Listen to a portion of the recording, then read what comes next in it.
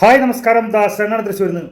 അപ്പോൾ ഇപ്പോൾ ഒരു വീഡിയോ ഇപ്പോൾ ചെയ്യാനുള്ള കാരണം എന്താ വെച്ചാൽ, പെല്ലിശ്ശേരി എന്ന ഒരു പഴയ ഫീൽഡ് ഔട്ടായ ഒരു നിരൂപകനുണ്ടായിരുന്നു. ഈ പറഞ്ഞ നാന അങ്ങനെയുള്ള പുസ്തകങ്ങളിലൊക്കെ, നാന സിനിമ വാരികയിലൊക്കെ ഇങ്ങനെ ഓരോരുത്തരെ പറ്റി കുശുമ്പും കുന്നിട്ടൊക്കെ പറയുന്ന രാജാവാണത്. അയാളെ പറ്റി നിങ്ങൾ കാതോരത്തിൻ്റെ ഇപ്പോൾ വീണ്ടും സിനിമ എടുത്തപ്പോൾ, രേഖാചിത്രം എടുത്തപ്പോൾ പെല്ലിശ്ശേരിനെ പേര് പറയാതെ ലോകപാരയാണത്. വയസ്സന്തന്തയായി 10-72 വയസ്സ് 25 വയസ്സങ്ങളെ ഫീൽഡ് ഔട്ട്. എന്നിട്ടും ആൾക്ക് വായലും നാവിന് എല്ലില്ല എന്നുള്ള കാരണം കൊണ്ട് അയാളിങ്ങനെ തിളയ്ക്കുകയാണ്. ഒരു ചാനൽ ഉണ്ടാക്കി വെച്ചിട്ട് അയാൾ തന്നെ ഇങ്ങനെ ഡെയിലി ഇങ്ങനെ വന്നിരുന്ന് ചിലക്കാറുണ്ട്. നമ്മളതൊന്നും പറയാറില്ല. ഈ സിനിമയുടെ കാര്യം ഏകദേശം ഒരു 10-55 വയസ്സായ എനിക്ക് കുറേ കാര്യങ്ങളൊക്കെ അറിയാം. അതിലൊരു 5-6 വയസ്സ് നിങ്ങൾ വേണമെങ്കിൽ കുറച്ചോ. ബാക്കിയുള്ള വർഷങ്ങളിലൊക്കെ നമ്മൾ 40-48 വർഷം അല്ലെങ്കിൽ ഒക്കെ ആയിട്ട് നമ്മൾ സിനിമ വാരികൾ വായിക്കുക. സിനിമ എന്ന് പറഞ്ഞാൽ അത്ര ചെറുപ്പം മുതലേ വലിയൊരു താല്പര്യമുള്ള വിഷയമാണ്. അപ്പോൾ സിനിമയുടെ കാര്യങ്ങളല്ലാതെ നമ്മൾ അപ്പോഴത്തെ ന്യൂസുകൾ കാര്യങ്ങൾ വായിച്ചുകൊണ്ടിരിക്കുന്ന കാര്യം നമുക്ക് എല്ലാ കാര്യങ്ങളും അറിയാം.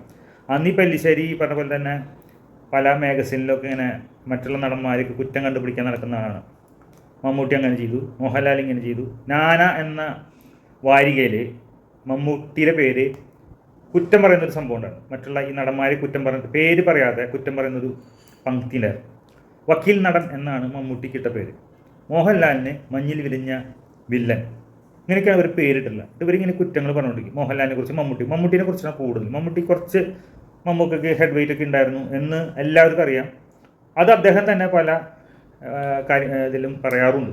ഞാൻ കുറച്ച് ഹെഡ് വെയിറ്റ് ഉണ്ടായിരുന്നു, ഞാൻ അങ്ങനെയാണ്, എൻ്റെ എന്താ പറയുക ആറ്റിറ്റ്യൂഡ് അങ്ങനെയാണെന്നുള്ള പറയാറുണ്ട്. പലരും സീമ പോലും പറഞ്ഞിട്ടുണ്ട് ആ ഹെഡ് വെയിറ്റ് എനിക്കിഷ്ടപ്പെട്ടിരുന്നു എന്ന്. സ്ഫോടനം എന്ന സിനിമയിൽ സീമ വളരെ സീനിയർ ആയിട്ടുള്ള ആർട്ടിസ്റ്റാണ്. സീമ വരുന്ന സമയത്ത് കട്ടിലിൽ മലർന്നടിച്ച് കിടക്കുന്ന സംഭവം കണ്ടപ്പോൾ തേതി വസൂരി എന്നുള്ള രീതിയിൽ ചോദിച്ചു. അപ്പോൾ അങ്ങനെ മമ്മൂട്ടി എന്ന് പറഞ്ഞ പുതിയൊരു നടനാന്ന് പറഞ്ഞപ്പോൾ ഇത് ചില്ലറക്കാരനല്ലോ എന്നുള്ള രീതിയിൽ ശ്രദ്ധിച്ചു എന്നൊക്കെ പറഞ്ഞിട്ട് സീമ പറഞ്ഞിട്ടുണ്ട്. അതുപോലെ മമ്മൂക്ക തന്നെ പറഞ്ഞിട്ട് പടയോട്ടം എന്ന സെറ്റിൽ ആദ്യത്തെ 4-5 ഒക്കെ സിനിമയാണ്. ആ സിനിമയിൽ അതിൻ്റെ അപ്പച്ച സാർ പ്രൊഡ്യൂസർ വന്നപ്പോൾ ഞാൻ കട്ടിലിൽ കയറി ഒരു ബാഗൊക്കെ തുളത്തിട്ടിട്ട് വീഡിയോ വെച്ച് കിടക്കായിരുന്നു എന്നൊക്കെ പറഞ്ഞിട്ട് ആൾ പറഞ്ഞിട്ടുണ്ട്. അപ്പോൾ ആളെ തന്നെ ട്രോളാറുണ്ട്. ഇത് വലിയൊരു സംഭവമൊന്നുമല്ല. അങ്ങനെ കുറേ കാര്യങ്ങളുണ്ട്. പിന്നെ ആദ്യം മമ്മൂട്ടി വീട്ടിലേക്ക് ആളുകളൊക്കെ ക്ഷണിച്ച് വരുത്തിയിട്ട് അവർക്ക് വീഡിയോ ഷൂട്ട് ചെയ്യും എന്നൊക്കെ പറഞ്ഞിട്ട് ഇവർ വീഡിയോ ഷൂട്ട് ചെയ്യും. അതിങ്ങനെ പിന്നെ ഇത് കാണുന്നൊക്കെയുള്ളത് വേറെ രീതിയിൽ വീട്ടിലേക്ക് വിളിച്ചു നടത്തി ഇവർക്കൊക്കെ ഭക്ഷണം കൊടുത്തു എന്ന് കാണിക്കാനാണെന്നുള്ള രീതിയിൽ. അങ്ങനെ എത്ര കഥകൾ. മമ്മൂട്ടിക്കില്ലാത്ത കുറ്റങ്ങൾ ഇല്ല. മമ്മൂട്ടീനെ അങ്ങനെ സിനിമയിൽ നിന്ന് എടുത്തു കളയാൻ വേണ്ടി പലരും ശ്രമിച്ചിട്ടുണ്ട്. എത്ര പേര് ശ്രമിച്ചിട്ടുണ്ടെന്ന് പറഞ്ഞു കഴിഞ്ഞാൽ അത്രയധികം പേര് ശ്രമിച്ചിട്ടുണ്ട്. അതൊക്കെ നമുക്ക് നല്ല ഓർമ്മയുള്ള കാര്യങ്ങളാണ്. മമ്മൂക്കൊക്കെ ഒരു വീഴ്ച വന്ന സമയത്ത് ഇവരെല്ലാവരും ഒത്തുനിന്ന് വലിയ കളികൾ കളിച്ചു, എല്ലാവരും ചേർന്നിട്ട് ചെയ്തതാണ്. അപ്പോൾ ആ സമയത്ത് മമ്മൂട്ടി പെട്ടി കുട്ടി എന്ന് പറഞ്ഞിട്ട് പങ്ക്തി തയ്യാറാക്കി മാതൃഭൂമിയുടെ ഞായറാഴ്ച വാരാന്ത്യ പതിപ്പിൽ ഈ ആദ്യരാത്രി എന്നോ ഒന്ന് പറഞ്ഞിട്ടുള്ള ഒരു സിനിമ ഡയറക്റ്റ് ചെയ്തിട്ടുള്ള, ദിലീപിൻ്റെ സിനിമ ഡയറക്റ്റ് ചെയ്തിട്ടുള്ള വ്യാസൻ ഇടവനക്കാട് എന്ന് പറഞ്ഞിട്ടൊരു സംവിധായകൻ. അന്ന് സംവിധായകനായിട്ടില്ല അയാൾ. മമ്മൂട്ടിയും അസറുദ്ദീനും എന്നുള്ള രീതിയിൽ. അസറുദ്ദീൻ അന്ന് നല്ലൊരു ബാറ്റ്സ്മാനായിരുന്നു, പക്ഷേ പെട്ടെന്ന് ആൾ ഫീൽഡ് ഔട്ടായി. അതേപോലെ തന്നെ മമ്മൂട്ടി അസറുദ്ദീൻ തമ്മിൽ മാച്ച് ഉണ്ടെന്ന് പറഞ്ഞിട്ട് കുറേ കാര്യങ്ങൾ സെയിം പോലെയാന്നൊക്കെ പറഞ്ഞിട്ട് അവൻ്റെ വക കുറേ സംഭവങ്ങളുണ്ടായിരുന്നു. അങ്ങനെ അതേപോലെ തന്നെ ശ്രീനിവാസൻ പങ്ക്തി എഴുതിയിട്ടുണ്ടായിരുന്നു, മമ്മൂട്ടി എങ്ങനെ ഔട്ടായി പെട്ടി കുട്ടി എന്നൊക്കെ പറഞ്ഞിട്ട്. ഈ ഒരിക്കലും വേറൊരു നടന്മാരെ കുറിച്ചിട്ട് അങ്ങനെ പുറത്താക്കാൻ വേണ്ടിയിട്ട് ഇങ്ങനെയൊക്കെ. സുരേഷ് ഗോപി മലയാള സിനിമയിൽ നിന്ന് ഔട്ടായി. എത്ര നാളെ ഔട്ടായി. സുരേഷ് ഗോപി ഇപ്പോൾ ശരിക്കും ഔട്ട് തന്നെയാണ്. ശരിക്കും സുരേഷ് ഗോപി പഴയ ആ പവറിലില്ല. മമ്മൂട്ടി മോഹൻലാലിൻ്റെ പവറിൽ നിന്നിരുന്ന ആളാണ്. സുരേഷ് ഗോപി ശരിക്കും മലയാള സിനിമയിൽ നിന്ന് ഔട്ടാണ്. ഇപ്പോൾ സുരേഷ് ഗോപി രാഷ്ട്രീയത്തിൽ ഇറങ്ങിയില്ലെങ്കിലും സുരേഷ് ഗോപി ഔട്ടാണ്. അപ്പോൾ അതുപോലെ ദിലീപ് ശരിക്കും ഔട്ടാണ് ഇപ്പോൾ. അപ്പോൾ ഇവർ തന്നെയാണ്, മമ്മൂട്ടി മോഹൻലാൽ തന്നെയാണ് ഇപ്പോഴും ഉറച്ചു നിൽക്കുന്നത്. ഈ മമ്മൂട്ടീനെ പുറത്താക്കാൻ ഈ പറഞ്ഞ എല്ലാവരും ജാതിപരമായിട്ടാണ് ഏറ്റവും കൂടുതൽ. മമ്മൂട്ടി ഒരു മുസ്ലിം ആയതുകൊണ്ട് ആ പേരിൽ കുറേ പേര് മമ്മൂട്ടീനെ ഒതുക്കാൻ ശ്രമിച്ചിട്ടുണ്ട്. ഇതൊന്നും കഴിവുള്ളൊരു വ്യക്തിയാണെങ്കിൽ, കഴിവുള്ളൊരു നടനാണെങ്കിൽ ആർക്കും പുറത്താക്കാൻ പറ്റില്ല എന്നുള്ളതിൻ്റെ ഏറ്റവും വലിയ തെളിവാണ് മമ്മൂട്ടി. അപ്പോൾ മമ്മൂട്ടിയുടെ അടുത്ത് എന്തൊക്കെ ആരൊക്കെ ചെയ്തിട്ടുണ്ടെങ്കിലും അതിന് ആളെല്ലാം മറുപടി കൊടുക്കാറില്ല. അത് ദൈവമാണ് അദ്ദേഹത്തിന് എതിരിൽ നിന്നവർക്കൊക്കെ പണി കൊടുക്കാറുള്ളത്. സാജൻ എന്ന് പറഞ്ഞ ഒരു പ്രൊഡ്യൂസർ, സാജ് പ്രൊഡക്ഷൻ സാജൻ, അദ്ദേഹം മമ്മൂട്ടീനെ സിനിമയിൽ നിന്ന് ഔട്ടാക്കുമെന്ന് പറഞ്ഞുകൊണ്ട് ആവനാഴി എന്ന സിനിമയുടെ വിജയാഘോഷ പ്രോഗ്രാമിൽ വിളിച്ചപ്പോൾ പോയില്ല എന്നൊരു കാരണം പറഞ്ഞുകൊണ്ട് മമ്മൂട്ടീനെ ഞാൻ സിനിമയിൽ നിന്ന് ഔട്ടാക്കുന്നു പരസ്യമായി വെല്ലുവിളിച്ചുള്ള ആളാണ്. 25-ാം ദിവസത്തിൻ്റെ പോസ്റ്ററൊന്നും മമ്മൂട്ടിയുടെ ഫോട്ടോ ഇല്ലാതാണ് ഈ ആവനാഴി എന്ന സിനിമ. മമ്മൂട്ടി ഇന്നേൻ്റെ, അതായത് മമ്മൂട്ടിയാണ് ആ സിനിമയുടെ നെടും തൂണ്. എന്നിട്ട് പോലും മമ്മൂട്ടീനെ വെക്കാതെ, ഫോട്ടോ ഒന്നും വെക്കാതെ ക്യാപ്റ്റൻ രാജിനൊക്കെ വെച്ചിട്ട് പോസ്റ്റർ അടിച്ചിട്ടുള്ള ആളാണ് അന്ന് കാലത്ത്. എന്നിട്ട് എന്താണ്ടായേ, ഈ പറഞ്ഞ സാജൻ പിന്നെ ജയിലിലായിരുന്നു. അഴിമതി കേസ് എന്തോ ലൂസിയ പാലസ് എന്തൊരു സംഭവം, ബ്ലേഡ് സാജൻ എന്നാണ് പേരാണ്. ഫണ്ടിൻ്റെ എന്തൊരു സംഭവങ്ങളൊക്കെ ആയിട്ട് ജയിലിലായിരുന്നു. ഇപ്പോഴും ഇറങ്ങിയൊന്നും നമുക്കറിയില്ല. അപ്പോൾ അങ്ങനെ ഒരു സംഭവം. അപ്പോൾ ഇങ്ങോട്ട് തോൽപ്പിക്കാൻ പല ശ്രമിച്ചാൽ ഏറ്റവും വലിയ ആളാണ് ഈ പെല്ലിശ്ശേരി. പെല്ലിശ്ശേരി നുണയനാണ്. നുണയൻ, ഏറ്റവും വലിയ നുണയനാണ്. ചാനലിൽ വന്നിരുന്ന നുണ പറയുന്ന ആളാണ്. അതുകൊണ്ട് തന്നെയാണ് രേഖാചിത്രം എന്ന സിനിമ പെല്ലിശ്ശേരിനെ ആ സിനിമയിൽ ക്യാരക്ടറായിട്ട് കാണിച്ചിട്ടുണ്ട്. അതിന് പള്ളാശ്ശേരി എന്നാണ് കൊടുത്തിട്ടുള്ളത്. പെല്ലിശ്ശേരിനെ വിചാരിച്ചിട്ടാണ് അവൻ ഈ പാര വയ്ക്കുന്ന വ്യക്തിയായിട്ട് തന്നെയാണ് ആ സിനിമയിൽ കാണിച്ചിട്ടുള്ളത്. അപ്പോൾ ഇത്രയും മോശപ്പെട്ട വ്യക്തിയാണ് പെല്ലിശ്ശേരി. ഈ വയസ്സാം കാലത്ത് ഇപ്പോൾ കുശുമ്പ് മുന്നിട്ടും പറയാൻ വേണ്ടിയിട്ട് വന്നിരിക്കുകയാണ്. ഇപ്പോൾ ഒരു ചാനലിൽ ഞാൻ ഒരു ഇൻ്റർവ്യൂ കണ്ടതാണ്. വടക്കം വീരഗാഥ സിനിമയിൽ ഹരിഹരന് മമ്മൂട്ടീനെ അഭിനയിപ്പിക്കാൻ താല്പര്യം ഉണ്ടാകുന്നില്ല. ഇന്ദ്രൻസിനെ അന്ന് ഇന്ദ്രൻസിലില്ല, അല്ലെങ്കിൽ പെല്ലിശ്ശേരിനെ ആവും ചിലപ്പോൾ മമ്മൂട്ടിയുടെ റോള് ചെയ്യാൻ വേണ്ടി പ്ലാൻ ചെയ്തതെന്ന് വർത്താനം കേട്ട് അങ്ങനെ തോന്നുക. മലയാള സിനിമയിൽ ഒരാൾക്ക്, ഇന്ത്യൻ സിനിമയിൽ തന്നെ വടക്കം വീരഗാഥ ചന്തുവിന് ചെയ്യാൻ വേറെ ആർക്കും കഴിയില്ല. പിന്നെയാണോ പെല്ലിശ്ശേരിയുടെ അഭിപ്രായം കേട്ടിട്ട് അത്ര പെല്ലിശ്ശേരിയാണെന്ന് പറഞ്ഞത് മമ്മൂട്ടീനെ വിളിച്ചാൽ മതി. അപ്പോൾ അതിന് മുമ്പ് വികടകവി എന്ന സിനിമയുടെ ഷൂട്ടിങ്, പണ്ടത്തെ സിനിമയാണ് മമ്മൂക്കയുടെ. വികടകവി എന്ന സിനിമയുടെ ഷൂട്ടിങ്ങിൽ ഈ ഹരിഹരനായിട്ട് ചെറിയ ഉടക്കം കാര്യങ്ങളൊക്കെ ഉണ്ടായി. ഷൂട്ടിങ്ങിൻ്റെ കറക്റ്റ് സമയത്തിന് ചെന്നില്ല എന്ന് പറഞ്ഞിട്ട് ഉടക്കുണ്ടായി. അതുകൊണ്ട് വടക്കം വീരഗാഥയിൽ അഭിനയിപ്പിക്കില്ല എന്ന് പറഞ്ഞു. പെല്ലിശ്ശേരി ഇടപെട്ടിട്ടാണ് മമ്മൂട്ടീനെ അഭിനയിപ്പിച്ചത്. അതിനുശേഷം മമ്മൂട്ടിക്ക് നാഷണൽ അവാർഡ് കിട്ടിയപ്പോൾ ഈ ഹരിഹരൻ പറഞ്ഞു ഇത്ര പെല്ലിശ്ശേരി കാരനാണ് മമ്മൂട്ടി ആ സിനിമയിൽ അഭിനയിച്ചതെന്ന് പറഞ്ഞപ്പോൾ മമ്മൂട്ടി വിളിച്ചിട്ട് താൻ പറഞ്ഞാണോ ഞാൻ അഭിനയിച്ചത് നല്ല രീതിയിലൊക്കെ സംസാരിച്ചു പറയാൻ.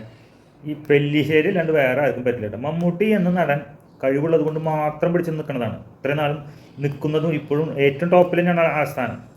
ഞാനിപ്പോൾ മമ്മൂട്ടിയുടെ ഒരു ആരാധകനായിട്ട് കൊണ്ട് പറയുന്നതല്ല. മമ്മൂട്ടി എനിക്ക് മാസം എൻ്റെ അക്കൗണ്ടിലേക്ക് 5 ലക്ഷം 10 ലക്ഷം അയച്ചിട്ട് തന്നിട്ടൊന്നുമല്ല ഞാൻ പറയുന്നത്. പക്ഷേ അങ്ങനെയാണ് ഒരു വ്യക്തിയുടെ കൂടെ നമ്മൾ ഒരിക്കലും നിൽക്കില്ല. ഞാൻ ഇത്രയും വർഷമായിട്ട് മമ്മൂട്ടിയുടെ കൂടെ നിൽക്കണം. എനിക്ക് അങ്ങനെ ഒരാൾ, അങ്ങനെയുള്ള ഒരു വ്യക്തിയുടെ കൂടെ ഒരിക്കലും നമ്മൾ ഇത്രയും 45 വർഷമായിട്ടൊന്നും സപ്പോർട്ട് ചെയ്ത് നിൽക്കില്ല. കാരണം ആൾ ശരിക്കും പാവമാണെന്നാണ് കൂടുതൽ ഞാൻ അടുത്തറിഞ്ഞിട്ടില്ല. അതുകൊണ്ടാണ് കേട്ടോ ഞാൻ അടുത്തറിയാൻ ഞാൻ അങ്ങനെ ശ്രമിക്കാറില്ല. കാരണം നമ്മളൊരു ഇഷ്ടം, ആളോട് ഇഷ്ടമുണ്ട്, നമ്മുടെ കാര്യങ്ങൾ ചെയ്യുന്നു, നമ്മൾ സിനിമ കാണുന്നു, പ്രൊമോട്ട് ചെയ്യുന്നു, ഇത് ചെയ്യുന്നതല്ലാണ്ട് ഇപ്പോൾ ആളെടുത്ത് പോയി നിരങ്ങാനും കാര്യങ്ങൾക്കൊന്നും ഞാൻ നിൽക്കാറില്ല.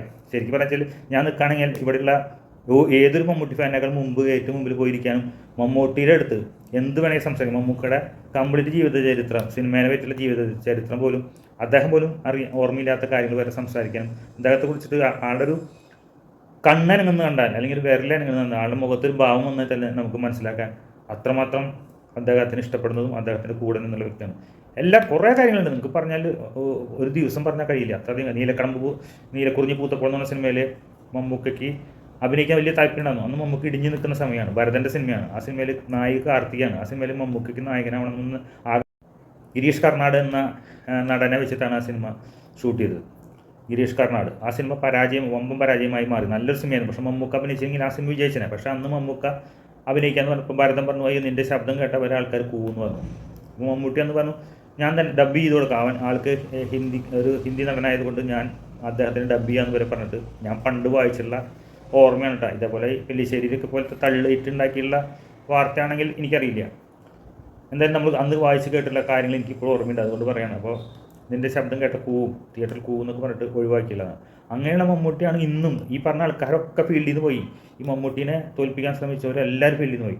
ശരിക്കും പറഞ്ഞു കഴിഞ്ഞാൽ ഒരിക്കലും ലാലേട്ടൻ, എൻ്റെ അറിവിലിട്ടാണ്, ഒരിക്കലും ലാലേട്ടനൊക്കെ നമ്മൾ ഇങ്ങനെ ഫാൻസുകാരുടെ കുറ്റം പറയുമെങ്കിലും ലാലേട്ടൻ നമുക്ക് അത്ര ഇഷ്ടമാണ്. മമ്മൂക്കനെ ഇഷ്ടപ്പെടുന്ന അത്രയ്ക്ക് തന്നെ ഞാൻ മോഹൻലാലിനെ ഇഷ്ടപ്പെടുന്ന വ്യക്തിയാണ്. പക്ഷേ ഈ ഫാൻസ് നമ്മൾ വരുമ്പോൾ ഈ തർക്കങ്ങളും അല്ലെങ്കിൽ അങ്ങോട്ടും ഇങ്ങോട്ടും പറയണതും അല്ലെങ്കിൽ മോഹൻലാൽ ഫാൻസുകാർ ഒരിക്കലും മമ്മൂട്ടിനെ അംഗീകരിക്കാത്തതൊക്കെ ഉള്ളത് കൊണ്ട് മാത്രമാണ് നമ്മളും ഓരോന്ന് പറയുന്നത്. അല്ലാണ്ട് മോഹൻലാലിനെ ഒരു ഇഷ്ടക്കുറവും നമുക്കില്ല. അത്ര ഇഷ്ടം തന്നെയാണ്. അപ്പോൾ പക്ഷേ ഞാൻ പറയണത് എന്താ വെച്ചാൽ എൻ്റെ അറിവിൽ മോഹൻലാൽ ഒരിക്കലും മമ്മൂട്ടീനെ പുറത്താക്കാനോ മമ്മൂക്കയ്ക്ക് പാര വയ്ക്കാനോ ഇതുവരെ ശ്രമിച്ചിട്ടില്ല എന്നാണ് എൻ്റെ അറിവ്. ഇപ്പോൾ ഉള്ളുകൊണ്ടുണ്ടായോന്ന് എനിക്കറിയില്ല. പക്ഷേ അവർ രണ്ടുപേരും എപ്പോഴും കോമ്പറ്റീഷൻ തന്നെ ചെയ്തുകൊണ്ടിരുന്നു. അതുകൊണ്ട് തന്നെയാണ് രണ്ടുപേരും ഇപ്പോഴും നിൽക്കുന്നത്.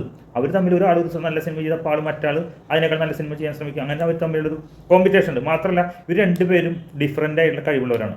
രണ്ടുപേരും രണ്ട് ശൈലിയാണ്.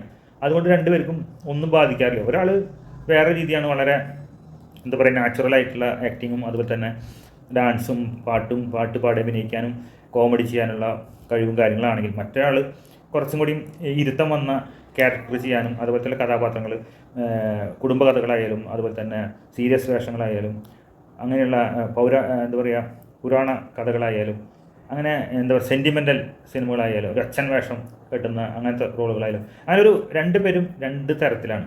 ഒന്നാമത് നമുക്കറിയാം ഒരാൾ ഈ ജാതകം അല്ലെങ്കിൽ നാൾ എന്ന് പറഞ്ഞാൽ കുറച്ചൊക്കെ ഞാൻ വിശ്വസിക്കുന്ന ആളാണ്, കുറേയൊക്കെ അത് ശരിയാണ്. ഇപ്പോൾ മമ്മൂട്ടിയുടെ നാള് വിശാഖം നാളിൽ ജനിച്ച മമ്മൂട്ടി ഒരു സിംഹമാണ്. മമ്മൂട്ടിയുടെ നാൾ എന്ന് പറഞ്ഞാൽ ഒരു സിംഹമാണ്, സിംഹം എന്ന് പറയാം. വിശാഖം എന്നാൽ കുറച്ച് അഹങ്കാരം, അവൻ വലിയൊരാളാണെന്നുള്ളൊരു ധാരണയും കുറേ അറിവും മറ്റുള്ളവരെക്കാളും കുറച്ച് അറിവ് കൂടുതലുള്ള ആളാണ്. അപ്പോൾ ആൾ ആ രീതിയിലായിരിക്കും. എൻ്റെ കുറേ ഫ്രണ്ട്സ് മറ്റുള്ളവരൊക്കെ ഉണ്ട് വിശാഖം. അവർ എങ്ങനെയാണ്, അവരെ കാണുമ്പോൾ ഭയങ്കര ഗൗരവക്കാരാണെന്ന് തോന്നും, പക്ഷേ അവർ വളരെ സ്നേഹവും കാര്യങ്ങളൊക്കെ ഉള്ളവരാണ്. പുറമേക്ക് കാണിക്കാൻ അവർക്ക് അറിയില്ല.